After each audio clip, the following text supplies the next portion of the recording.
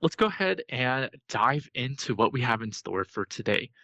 So the story so far is when we began the 100 series, we were really concerned about just getting things out there, learning some essentials when it comes to Rewst, some features, and some essentials around Jinja, right? Just enough to get our first automation going, just to see something on the screen, see something move. At that time during the 100 series, we assumed a lot of knowledge, right? We assumed we knew what things like APIs and JSON was. We assumed a lot of things along the way. And so what we're doing here today is we're taking a step back to either review or discover what are these things called data types? How is data represented through Jinja? And more importantly, what can we do with the data that we get from our integrations with regards to these different data types? So let's dive into these and let's investigate some of these things today. So data types, right? How is data represented in programming languages and specifically here in the Jinja world? So starting from the most basic data type, we have what's known as a character. A character is just a single symbol. It could be a letter, it could be a number, or it could be a special symbol like an ampersand or an at symbol or a pound or a hashtag, right? Whatever single thing we have, that's a character. And when we start putting those characters together in a sequence, those are known as strings.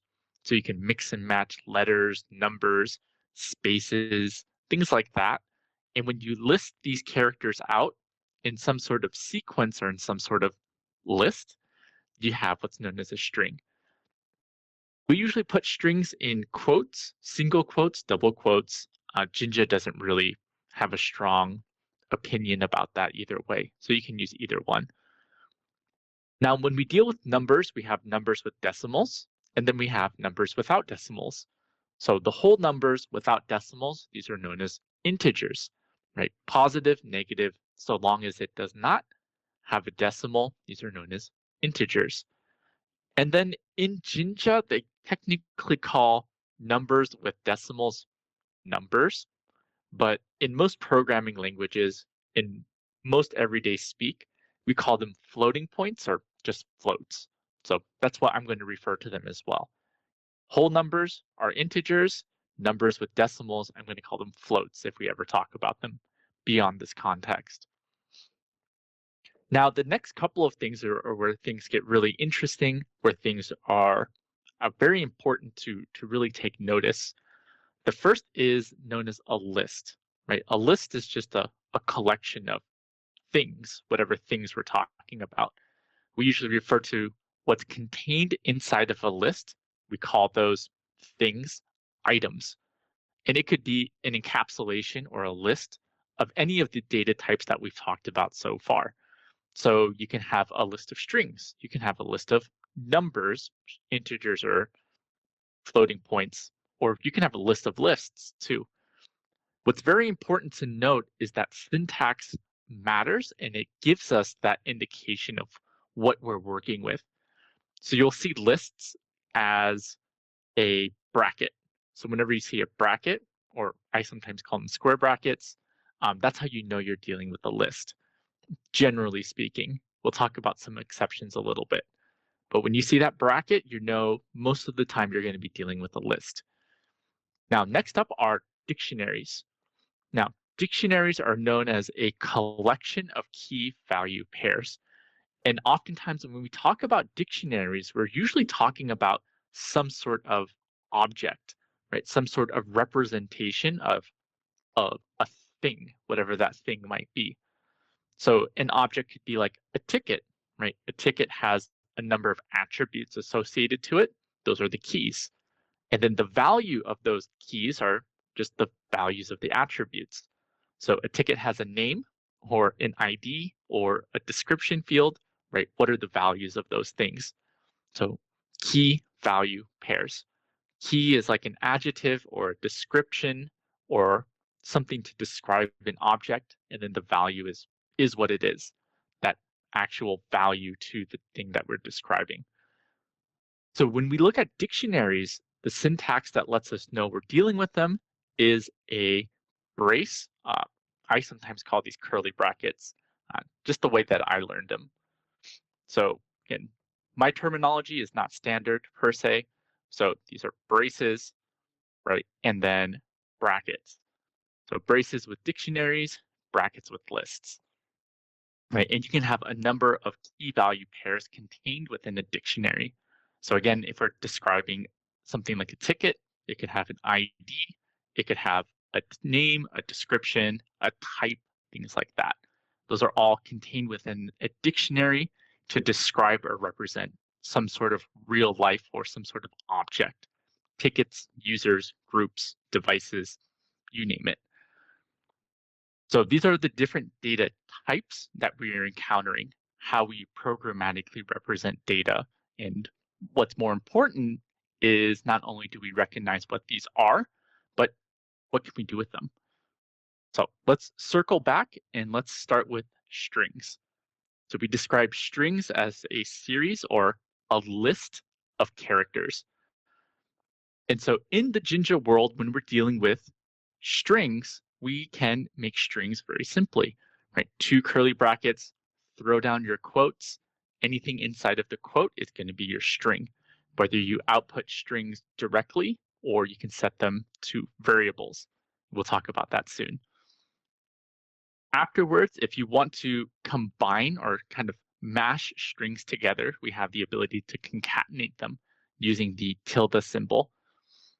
And then after that, a lot of modification with strings occur with different filters. So we have filters to capitalize the first letter, filters to lowercase the entire string, uppercase the entire string, and kind of so on. A very common pattern in the Rewst world is to use this lower filter. Oftentimes, if we are grabbing the value of something that is a string, sometimes we don't know what the casing of that value is. It could be uppercase, it could be lowercase, it could be kind of a mix of the two. So if we're looking for specific values and case sensitivity becomes an issue, what we can do is take the string value, send it off to the lower filter, and now we know the casing of that value. It's going to be all lowercase, and then we don't have to worry about it anymore. So very common thing to do. Or I suppose if you wanted to use uppercase, you could do that too. But again, different filters to modify the strings that we have. One more filter that I really want to highlight is the default filter. Just as in the case of the casing of strings, right, where sometimes we don't know what the casing may or may not be, there might also be times where there might not be a value at all. So if we're trying to get something like a username, and for some reason there is no username where there should be, it might give some issue to Jinja. Jinja might be expecting some value for the username, but there's nothing there. So one of the filters that we have is the D filter for default. It could also you can also use default, but most of the time we used to use the letter D. With the D filter, you can assign a default value if there is no value in the string at all. So syntax is here. You can put nothing in the parentheses, and it'll just default to an empty string, just two quotes with nothing in it. Or if you want to have your own value, you can. So very useful filter. Again, another one of those filters that we can use for edge cases where if we're expecting a value, but for some odd reason there isn't one, we can assign a default value so that Jinja doesn't explode and throw errors at us. Let's keep on going. There are some other things that we can do with strings when it comes to modifying them. So we took a look at how to modify them with some filters. Let's take a look at some of the other common ways that we can modify strings. The first one is known as string slicing. And what string slicing allows us to do is to slice, or extract out a very specific portion of a string. Again, we talked about how a string is just a series of characters, and each individual character occupies a specific slot in the string as a whole. And the very first slot is denoted by the number 0. So when we reference these individual slots, this is known as indexing or referencing the index. So what we do with string slicing is we can reference a range of slots or a range of indexes, whatever the plural is. And so in this example here, we have a string, hello world, and then using string slicing, we can denote that, we can say, hey, let's start from the first slot denoted by the number 0 and go all the way down to the 5th slot, which is technically the 6th. So if you start from the very beginning, you have 0, 1, 2, 3, 4, 5. That lands us at the capital W. Now, when we're using the syntax, the second number, the ending point, is not included in the slice. So it's everything before the ending point is what is captured in the slice. So that's how we capture hello. You can also do the same thing if the string is within a variable, like we see in these two examples. Now, I want to make reference to this syntax here because technically it's one of the first times we see it. And we can talk a little bit more about it in another section as well. When it comes to creating variables, a lot of what we did back in the 100 series was create variables using data aliases. And then those variables that we create through the data alias make its way into the context, and then we can pull those from the context using ctx dot and then the name of the variable. What we do with the keyword set is that in the scope of the Jinja editor that we're working in, we can create variables that exist just inside of that scope so that you can kind of store temporary data just in that scope there, and it doesn't make its way anywhere else. So this is what the set allows us to do, create variables in the scope of the editor that we're working in. So that's what's going on here with this keyword set to create a variable called text with that value that we see there. So all of that just with string slicing. Next up is string splitting. What string splitting allows us to do is it allows us to take a very long string and break it apart based off of either a character or characters. So this is very analogous to splitting columns in something like a Excel sheet or a Google sheet, where you have all that stuff contained in one cell, and then you can say, I want to take all of the stuff in the cell and then break it apart into different columns, like in the, again, Excel sheet. The idea is the same. How can we break up a really long string and extract specific portions of that string out based off of how we want to break it apart? So in this example, we have a variable called emails, and the emails is what we see here. We see in the syntax or in the string itself, it is separated by a comma. So what we can do is use this split function as we see it, and we can extract out each portion or each individual email based off of that comma. So what's going to happen is we go down the line until we run into the comma, grab everything before the comma, and that becomes an item inside of a list. So string splitting allows us to create a list of strings based off of how we decide to split up that list. So the pattern repeats. Go down the line, hit the next comma, everything before it becomes the next item, and you repeat until you run out of characters in your string. So string splitting is a nice way to create a list of strings, and then we can use that list of strings elsewhere if we so desire. So the opposite of string splitting is string joining. So string splitting breaks apart a string, and each item that is broken apart becomes an item in the list. Now, if we have a list of strings, we can also join them together. And this also works for things like integers as well. So string joining is just the opposite. You have a list of something, in this case strings, and then you can combine each item of the list to create one big list, or one big string, I should say. So items in the list are combined to make one long, in this case, string. So the example is here, as we see on the top. And the second example here shows how we can use this join filter to focus in on a specific attribute. So if you have a list, and in that list, you have an attribute that you want to focus in on and grab the value of that, you can do so using the join filter as well. So in this case, we have an attribute called day that exists inside of this list called ctx.days. So we're honing in or focusing in on that day attribute, grabbing the value of it, and then for each day attribute inside of this list, we're going to join or combine each value together with a space, pipe, and then the space, so that we end up with something like what we see there. Now, last thing we're going to talk about strings here really quick is this idea of typecasting.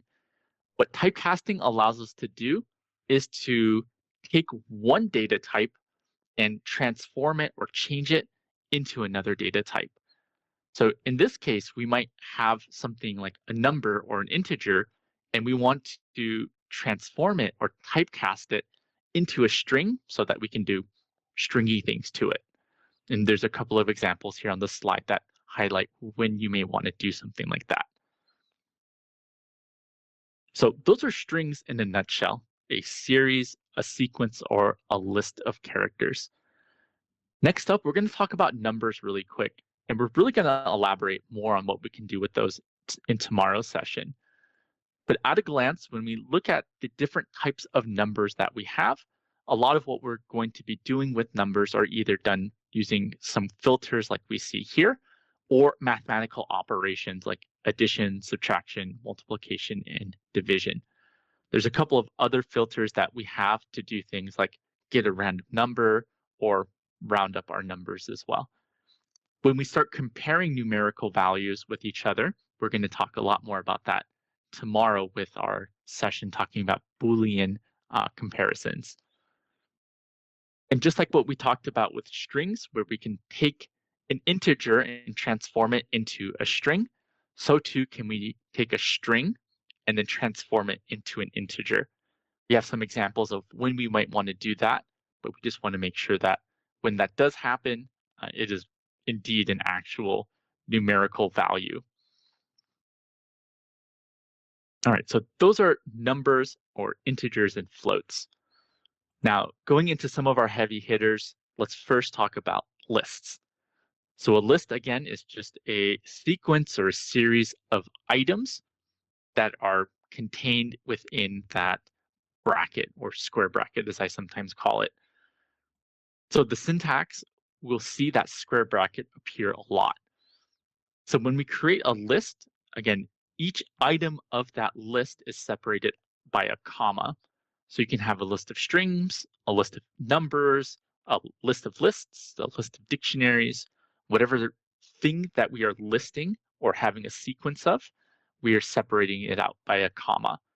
And usually what we like to do is take that list and then store it in a variable, whether using the set keyword here or as a data alias. We talked about how with the example of the string, each individual character occupies a slot, and we can reference that slot through its index, right? What numerical position does it hold? A string is a special type of list. A string is literally a list of characters. And so when we are referencing and doing things like string slicing, it's referencing each character in the list. And so that idea of accessing by the index is also true with just any list. And so if you want to access the first item in the list, you can use the square brackets and then put the number 0 to denote the very first item. And you can also do some kind of interesting stuff as well, where you kind of wrap around the list. And if you use a -1, that's going to grab the last item in the list. And then a -2 is the second to last item. So kind of an interesting way to do that. And you can also do slicing with the list as well. The idea is the same, right? Where do you begin and then where do you end without including the last thing? Now, when we want to add things to the list, there's one function, but there's two ways to do it.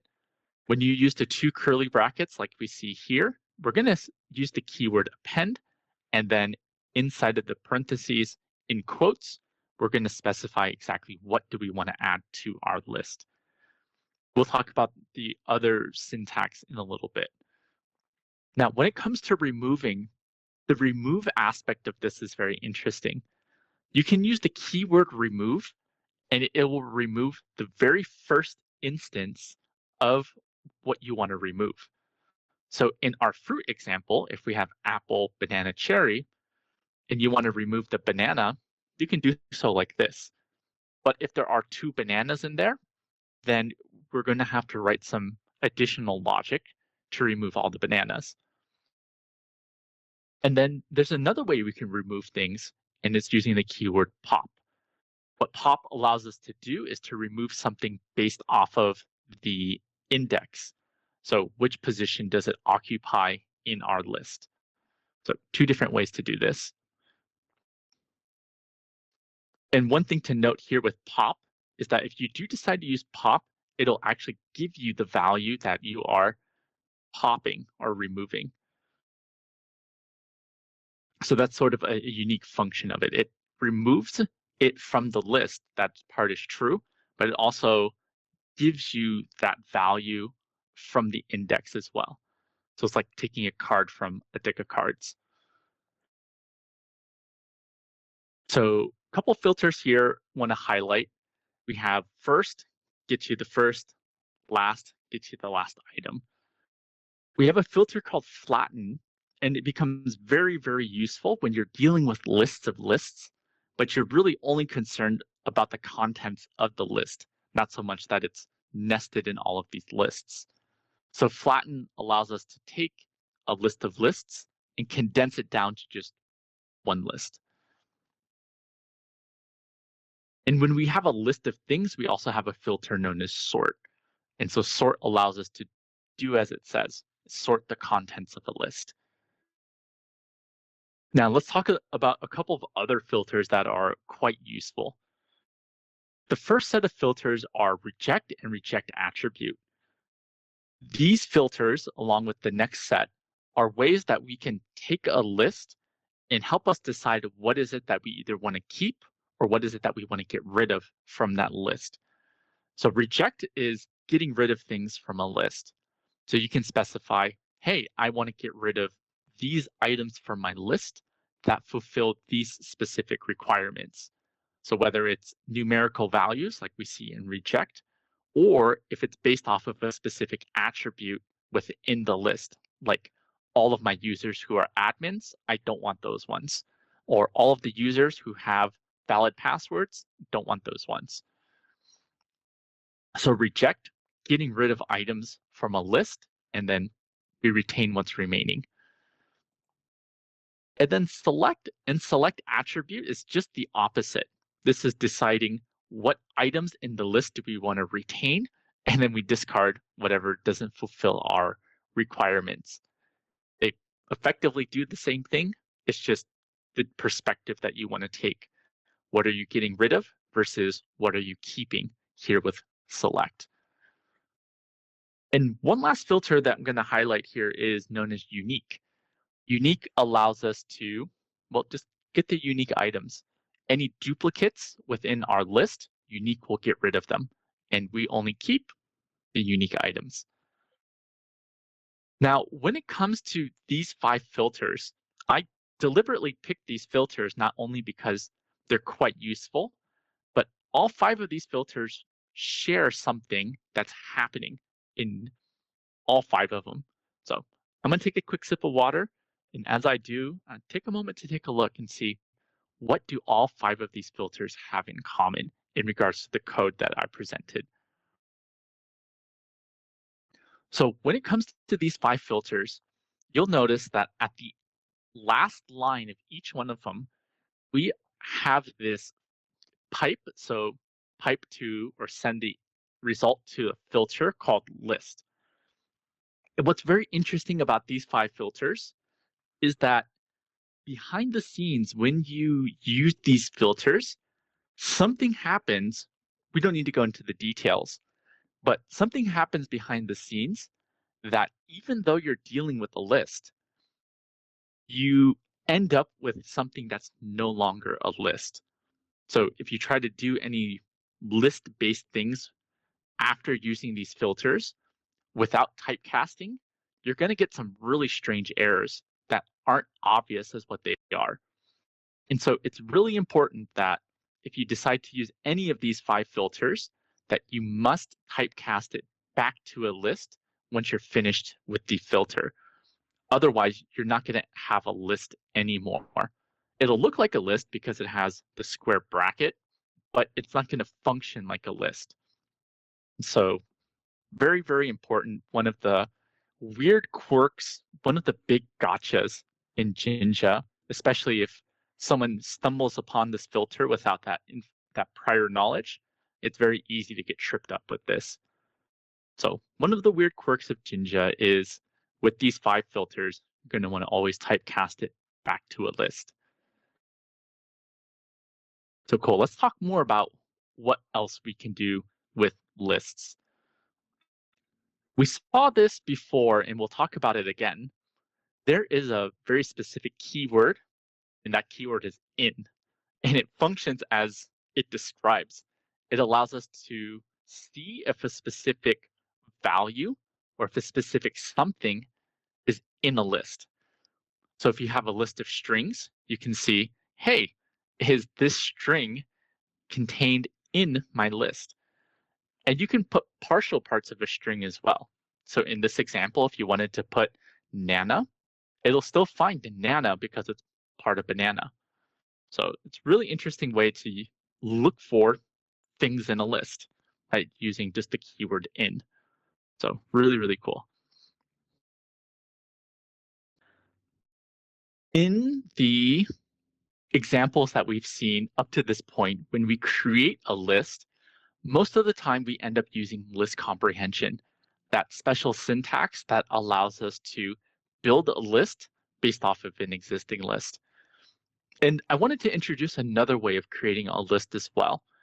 This way is it feels very natural for those who come from a programming background to make lists like this, right? It feels very much the way that we would do it in other programming languages, right? Where you create or instantiate an empty list, and then you just fill that list with stuff.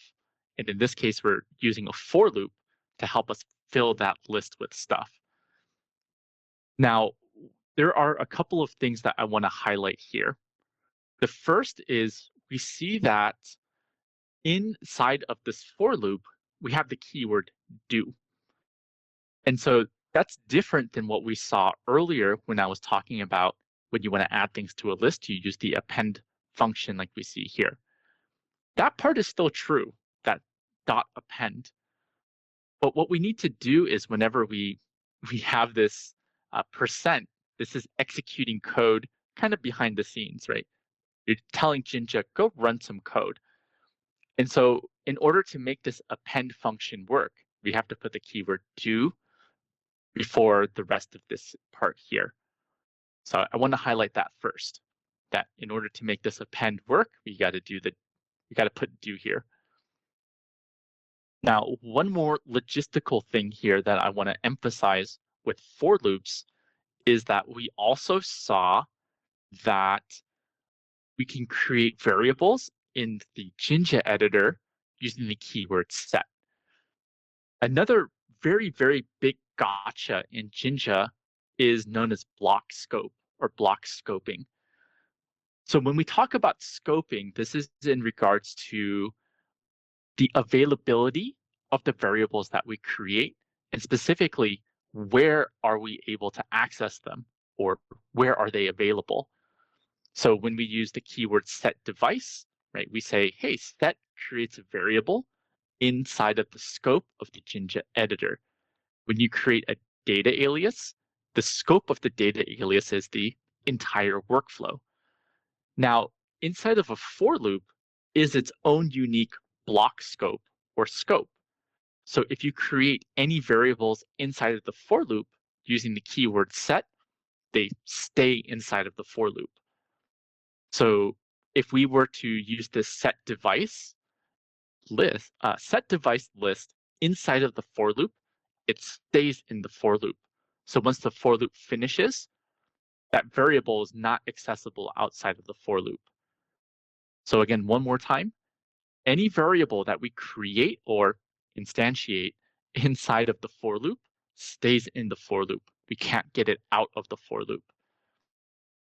So very, very important thing.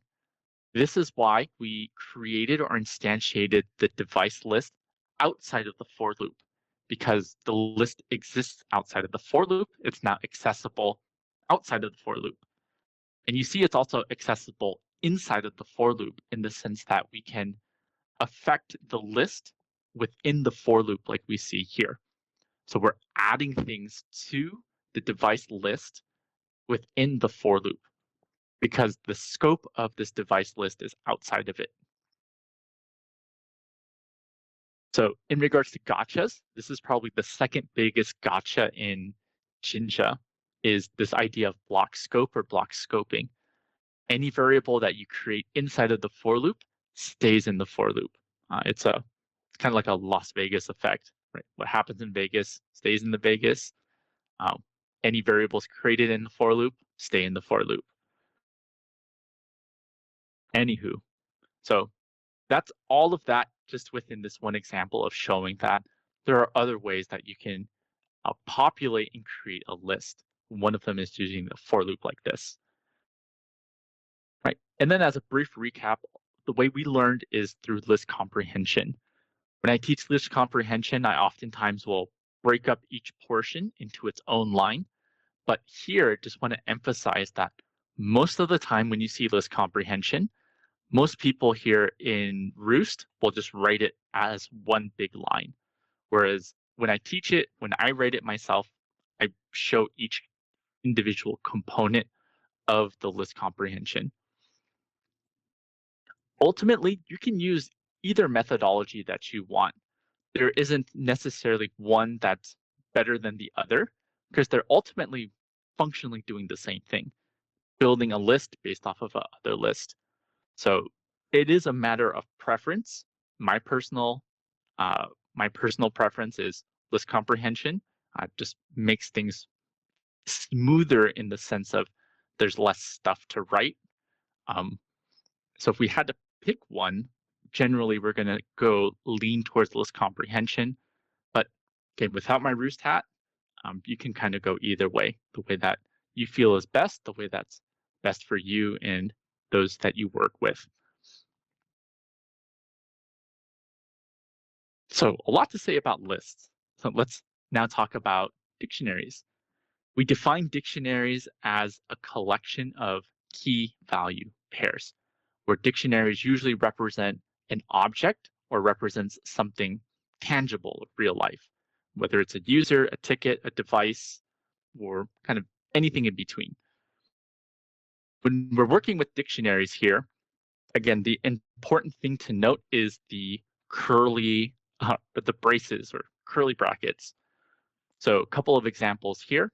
If we are creating a dictionary to represent an individual person, right? That person could have a name, they can have an age, they can have a city or town that they're from, and then you can take that dictionary and then store it in a variable.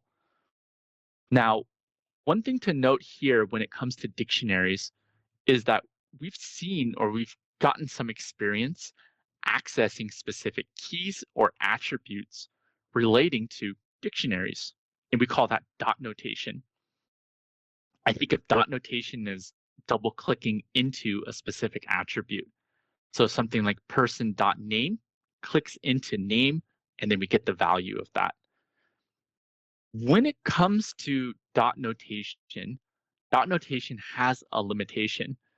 And its limitation is dependent on assuming that the key, the property, the attribute that we're accessing is formatted in a way that works with Jinja. And most of the time, they are formatted in a nice way. But there are instances outside of our control where the integration names keys, names properties, names values in a way that Jinja does not like it. It doesn't know how to deal with it and just ends up throwing errors at you. There's a very notorious integration that does this. Well, it rhymes with IT shoe. So if you do use that integration, it's something to be wary of, or something you may have already encountered. So when it comes to accessing values, there are two ways. The first way is dot notation, and 80% of the time it's going to work. But in those rare 20% instances where you end up with a key that Jinja doesn't quite know what to do with, you can use, we'll just call it bracket notation. So bracket, put the key in quotes, and then put down the key exactly as it is. And Jinja is able to take that as is and work with it. So two different ways to access keys, right? One using dot notation, the other using this bracket syntax that we see here. And then when it comes to adding or updating any sort of key value pair, whether a key or a value, you can use the update function. And then when you're removing something, you can use pop, and you can also use remove as well. When we're iterating through the different key value pairs in the dictionary, we can use a for loop, right? We've described how a for loop has a pointer that points at each individual item, as in a list. In this case, we can have two pointers or two temporary variables, one to reference the key, the other to reference the value, and output each one of those as we need. And so combining some of these ideas together, we can have a list of dictionaries, right? This is effectively one of the most common data structures that we encounter. So these are things like list of users, list of devices, list of tickets, things like that. And so let's take a look at these things. So a list of dictionaries, again, is usually representing multiple items of an object, like those examples we just talked about, right? And it doesn't include a lot of new complexities. It just really has us keep track of two different things if we need to. So when we want to add a new dictionary to a list, it's just like adding a new item to a list as well. We use .append, and we specify the key value pair that we want to add. Now, the additional added layer of complexity does come when we want to access something specific, right? So if there's one specific key value pair or one specific dictionary we want to access in the list, we have to first know which slot does that dictionary occupy. So we can reference it by its index, and then what specifically do we want to reference from the individual dictionary. So just those two different things. So first part is with the list, referencing which item in the list we want to grab or reference. And then from there, that specific key that we want to get. And then when it comes to modifying aspects of a dictionary, the idea is the same as modifying things in a list, right? The only difference is we're now just adding or removing or updating specific key value pairs or just a specific key value pair. When we loop through a list of dictionaries, it's like looping through a list of items, right? The idea or the format is going to be the same in this case.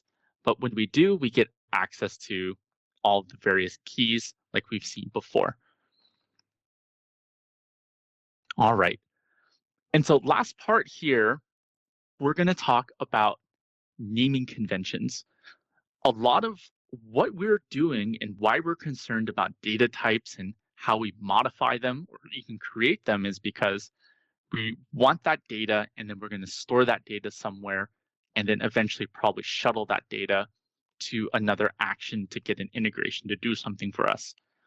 All of that contained inside of a variable, and we should be very mindful and concerned with how we name these things so that when we look at them, we know exactly what's in them.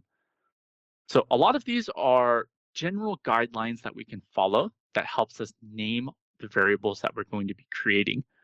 And we can apply a lot of the same principles towards the way that we name our actions or our sub workflows when we start creating them. A lot of what we talk about is from a guy named Uncle Bob. Again, he's one of the thought leaders in this paradigm of clean coding, right? What are the things that we should do to make sure that our code is good, readable, usable, etc. And how can we apply those concepts in automation? And so to sum up a lot of what he discusses, right, we should take the care of naming our variables to the same degree as naming our children or maybe our pets. Doesn't need to be that serious, but again, we should be thoughtful and mindful in how we name our variables. And so first general guideline is just be descriptive, right? We want to clearly describe what's going to be inside of this variable, what's it's storing, what's its values, right? So we want to avoid variable names that don't really tell us anything. Things like x, temp, var, right, are just vague kind of placeholders, right? Whereas, again, we want to be descriptive to describe what's inside of this variable or what's inside of this data alias. Along with that, what helps being descriptive is using proper grammar. So if we have a list of tickets or a list of users, we can make it plural. We can say, my variable name is tickets or users or something like that, right? If it's a single thing, we keep it singular, like user. And when it comes to naming our actions or our sub workflows, or even our no ops, oftentimes we'll follow this paradigm of using a verb and a noun. So different ways to do this, but we need to make sure that we stay consistent in our own paradigms. So there are some verbs that are pretty universally understood, like delete, user, get, ticket, but sometimes it can be confusing if we use words like fetch versus retrieve versus get. Right? What are the differences between these three verbs? Or add versus append, things like that. So when we do decide to use these kind of verb noun paradigms, we want to make sure that we stay consistent in the way that we decide to use them. From here, we want to use a consistent naming convention. And so on the Rewst side, we use snake case, as we've seen before. Snake case is just all of our words are lowercase, and then all of our spaces are replaced with underscores. Contrast that to camel case and Pascal case, where there are no spaces, but there's just a different syntax in what words are uppercase or lowercase. I come from a world where I use camel case, but as a employee of Rewst, I do use snake case. At the end of the day, it's up to you. What you want to use is completely fine, so long as you are consistent with it, so long as everyone else in your organization is using the same thing or is okay with using differences, it's okay. If you got to pick a standard, you can stick with what we do at Rewst. Just makes looking at Rewst stuff and your stuff that much more seamless. When it comes to naming things, we also want to be considerate of its length, right? We want to find that Goldilocks length where it's not too long or not too short, right? We don't have a restriction of how many letters we can use or not use, so we want to use that to our advantage. At the end of the day, we want it so that when we read these names, we know what's happening in there. Okay. Jinja doesn't really care to a certain degree what it's called. It's not for Jinja that we name these things descriptive. It's for us so that we know what's there.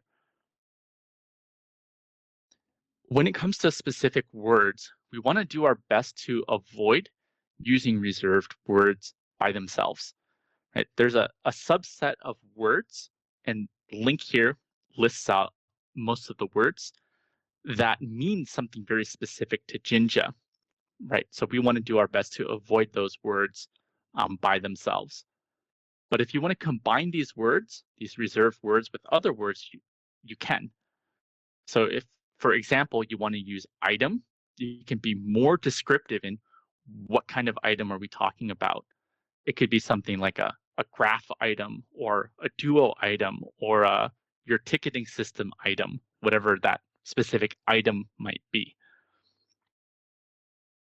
In the same vein of avoiding things, we also want to do our best to avoid numbers or special characters unless there's a very, very specific reason why. Most of the time, these things don't add additional value, but there are instances where, for example, the integration requires us to use a very specific variable name that has a very specific special character, like an @ sign, for example. So generally speaking, unless there's a very good reason or they add significant clarity that we otherwise couldn't get, we generally avoid numbers and characters. And that's also the same with abbreviations as well. Again, generally speaking, because we don't have a restriction on character length, we don't necessarily always need to resort to abbreviations unless it's an abbreviation that's universally understood. So ID, universally understood. We all know ID as some sort of identifier. UUID, GUID, right? We have a good idea of these things. DB as database, again, universally understood. So if we do decide to use abbreviations, make sure that these are abbreviations that across your own organization and across the industry, we all understand them to be the same thing.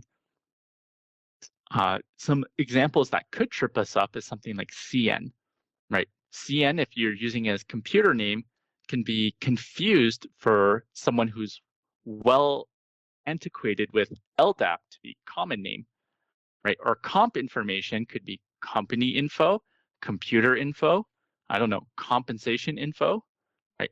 Again, a little ambiguous causes us to really project or assume what the meaning might be.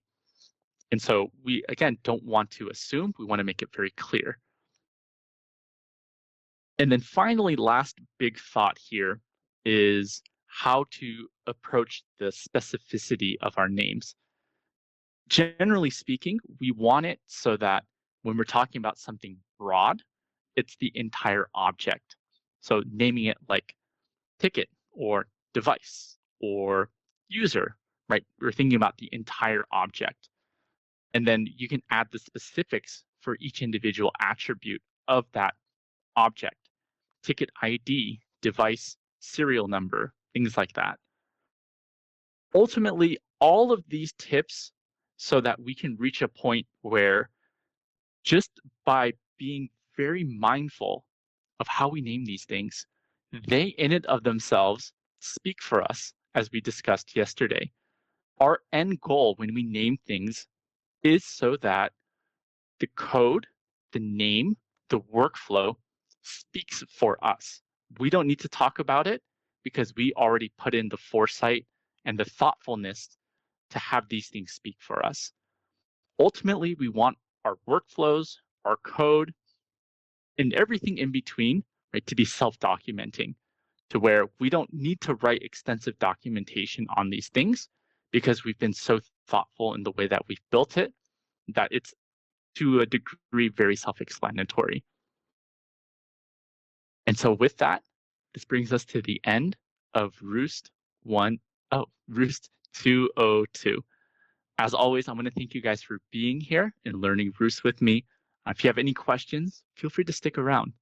But otherwise, if no questions, I hope you have a good rest of your day, and hopefully we'll see you tomorrow in Rewst 203.